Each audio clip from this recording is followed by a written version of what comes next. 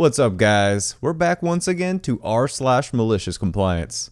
I don't want to waste any time, I just want to get right into the good stuff. Just know there is a bonus at the end if you're new, and I'll see you in a bit. Required by the military to give proper greeting of the day? Okay.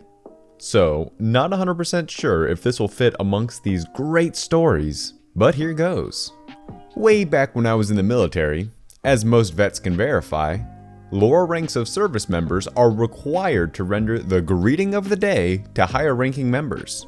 If it's an officer, you render a salute to, followed by, "Good morning, sir," /ma'am, or "Good afternoon, sir," /ma'am.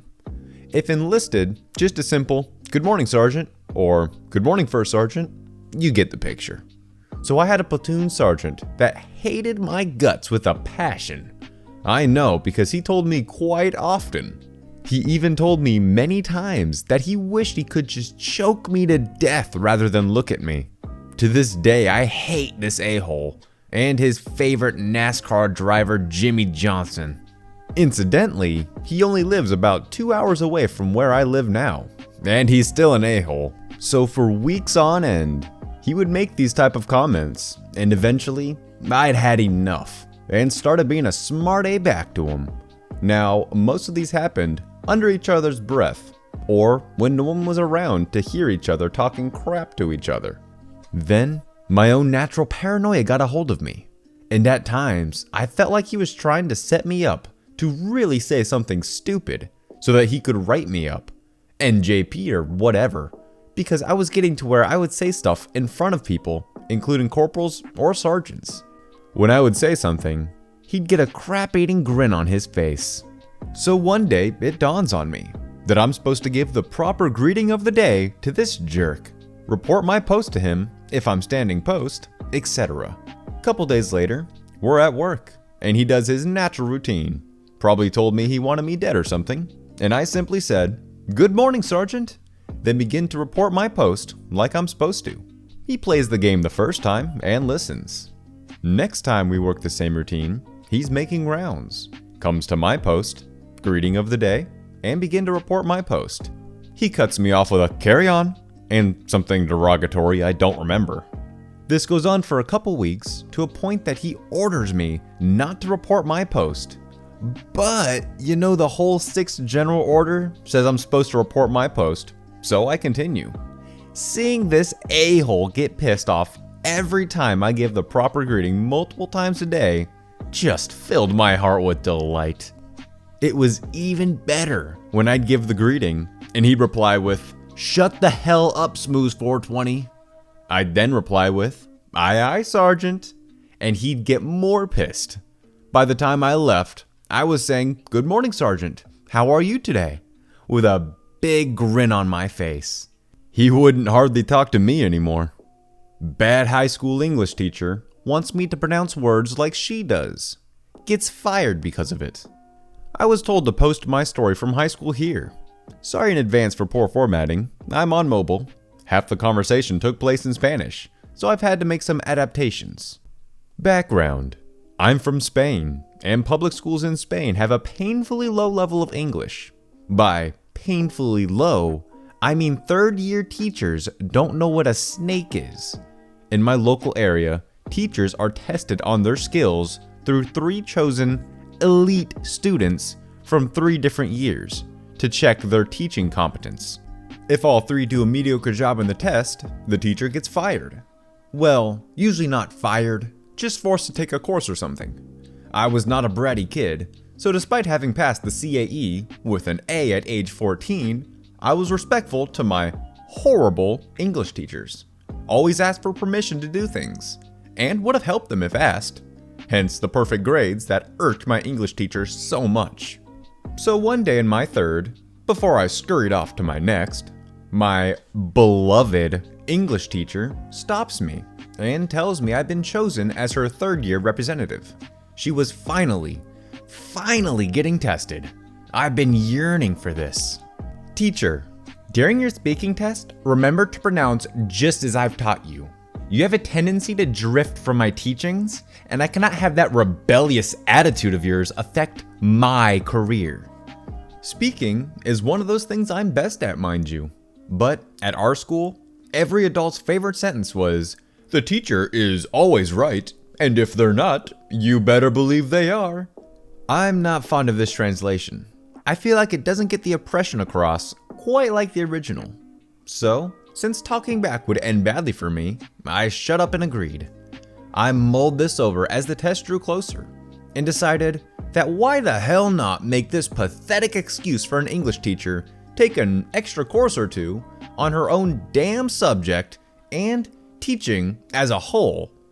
Believe me, the Spanish English teachers I've had at my public schools have, with one exception, been absolutely terrible. The day of the test came. I was ready to comply with my dear teacher's command. I went in, and the natives at the examination center actually recognized me from last time, about a year before this story takes place. They seem happy that I'm my teacher's chosen third year, since they've had to condemn every other sorry excuse for a teacher that day to do several courses. I informed them there's no need to worry, and I'm going to do exactly what my teacher taught me, as per her request. They looked confused at first, until the speaking test comes, and one of them asked me the first question.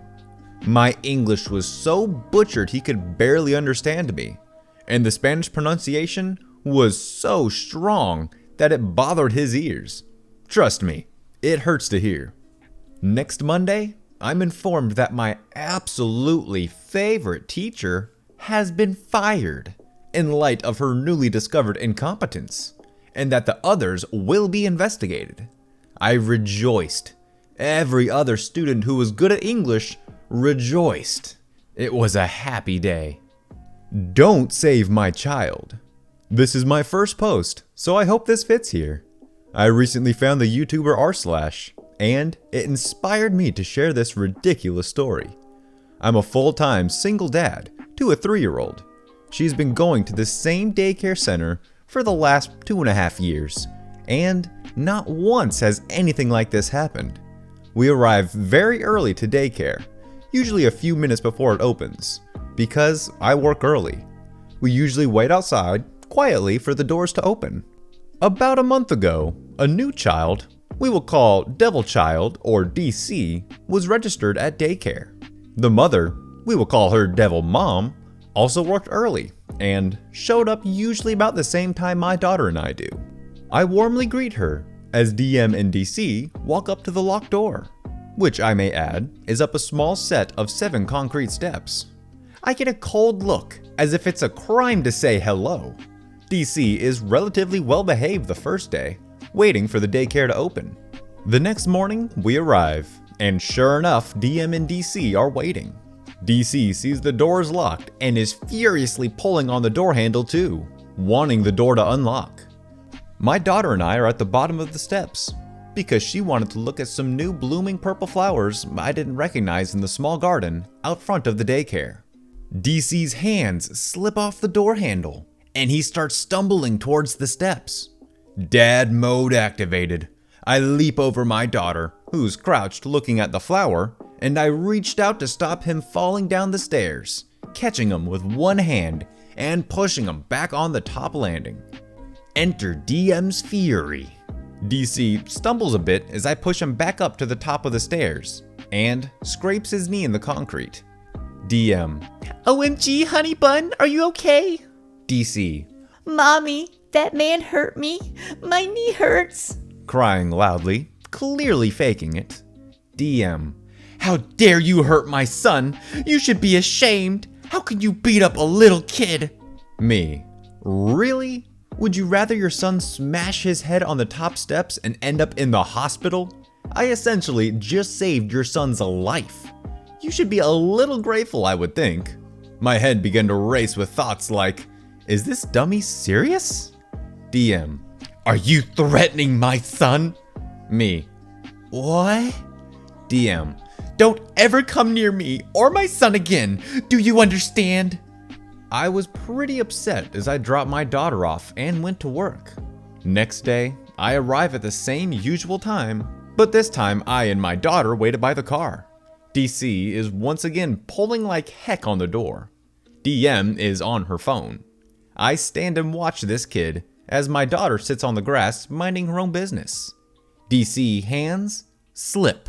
This time I'm too far to help, and even if I was close enough, I was told I couldn't. DM didn't see DC slip and couldn't react in time when she did. I watched breathless as DC tumbled down the steps. Luckily this time, DC fell in a kind of sideways roll down the steps, and thankfully he didn't hit his head. I called an ambulance, and about 5 minutes later, an ambulance arrived, as well as 2 police cars. Where I live, if paramedics were called to tend a minor, police are automatically dispatched. The police asked for a statement. I give them one and went off to work. A week went by before I heard anything about DM and DC. I arrived like usual one morning to find a man I've never seen before. He asked me, "Hi, are you the guy who called the ambulance last week for a little boy?" Me, "Yes, I am. Is there a problem?" Him, "No, actually I came to say thank you for trying to save my son. We are grateful, and DM apologizes for how she spoke to you. She was arrested that day because she was negligent, wasn't paying attention." Turns out, DC had broken 3 ribs, his left forearm, and got several pretty substantial bruises, and is in the temporary care of his grandparents because he isn't allowed to be around DM. I will update if new info comes. If there's anything to learn from this, is don't yell at someone trying to save your child, and put away your phone. Alright guys, that's gonna wrap it up for these stories. If you enjoyed it, show these guys some love. Head on down the description below, click on their post and give them an upvote. Anyways, let's get on to the bonus today, which is gonna be r/facepalm. Let's do it. Nate of Americas need to move back to India. Yeah, freaking Nates of America. You need to get out of here with your smooth playing guitars, winning over the hearts of all these ladies. And my own. Just compare the designs here. OG Scar, evil and pompous as hell. Remake Scar, a ratty looking lion I guess. This guy wants him to find an orange lion with a black mane and green eyes. LMAO. Guys, who cares about the little details that Scar may or may not have? We've got bigger problems on our hands, okay? Much bigger problems. Kazakhstan is photoshopping their leaders' photos without even trying to be subtle. Alright guys, if you're gonna be blatantly obvious about the Photoshop, why not just go all out? Just add a little spazazz here and there and there you go. See? So much crisper. You know, I realized I'm relying on my horrible ability to edit here. This is probably gonna be pretty stupid. Since 1980, California built 22 prisons, 1 university. I mean, let's be real here. They built 23 prisons.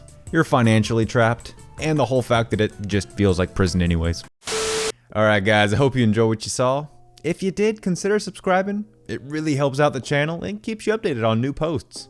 And if not, I hope 1,000 Karens rain down on you. See you in the next one.